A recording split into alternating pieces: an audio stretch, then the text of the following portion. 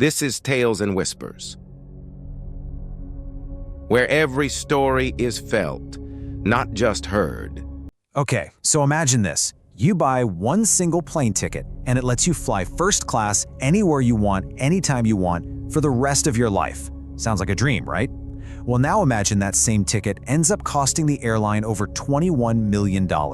Yeah, this is the unbelievable story of the guy who held that golden ticket and the promise that was just way too good to be true. But this story isn't just about a mind-boggling amount of money. At its heart, it really makes you wonder about something deeper. What's the real price of a promise? When a huge company makes a lifetime offer, what does that actually mean? So let's dive in. Our story kicks off with a deal that sounds like it's straight out of a fantasy. An offer so good, you'd think it couldn't possibly be real. It was, for all intents and purposes, a golden ticket. Let's set the scene. The year is 1987. An American airline, trying to raise some quick cash, comes up with this totally radical idea for a marketing promotion: an unlimited first-class travel pass for life. And one man decided, you know what, I'll take it. That man was an investment banker named Steve Rothstein, and he paid $250,000 for his pass. Now, to put that into perspective, that's way over $500,000 in today's money.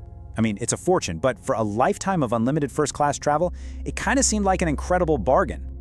Oh, but he didn't stop there. No way. He also bought a companion pass for an extra $150,000. So for a grand total of $400,000, he and a friend could fly anywhere in the world whenever they wanted for life. And the real power of this offer was just how simple it was. There was no fine print, no hidden conditions, none of that. The airline was literally selling a dream of ultimate freedom, and Steve Rothstein bought into it hook, line, and sinker. So what do you do when you basically have a key that unlocks the entire world? Well, if you're Steve Rothstein, you set out to become the ultimate frequent flyer, and you use that pass in ways the airline could never, ever have imagined. So how much did he fly? Over 10,000 times. Just let that number sink in for a second. That's more than one flight a day every single day for over 20 years. The man basically lived in the air. And his travel habits were just legendary.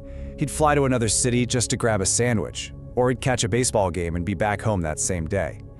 He also did some good with it, flying homeless people back to their families. But he also started to push the limits of the deal, booking companion seats under fake names like Bag Rothstein, and even reserving flights he had no intention of taking. And that started to get the airline's attention.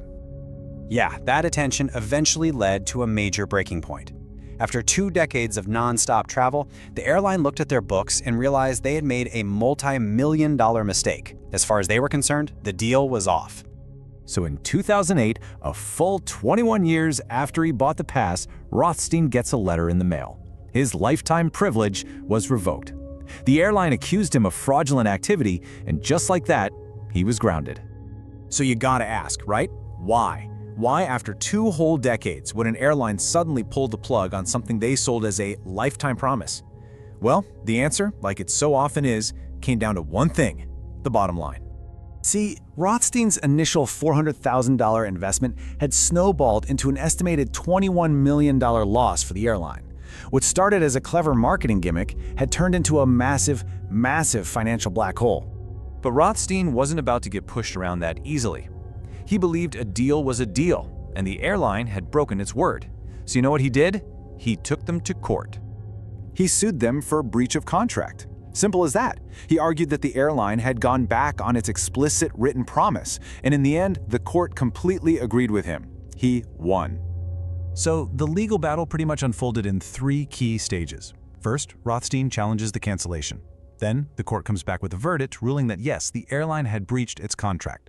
And finally, the outcome. Well, the outcome was a settlement that was maybe even more shocking than the original ticket. First off, the airline was ordered to pay him $3 million in damages. Can you believe that? Not only did their plan to cancel the pass fail, but now they owed him a huge settlement for all the trouble. But it wasn't just about the money. In a decision that is just incredible, the court also ordered the airline to give him his lifetime travel pass back. His unlimited flights were back on, effective immediately. So in the end, Rothstein walked away with a $3 million check, his original golden ticket returned to him for life, and a legal ruling that said the airline's promise was in fact 100% legally binding. It was a total and complete victory. And that brings us right back to our big question, and it's a really fascinating dilemma. When a corporation makes an offer that turns out to be too good to be true, who's ultimately responsible for the fallout? Is it the company that made a financially disastrous promise, or is it the customer who just took them at their word? What do you think?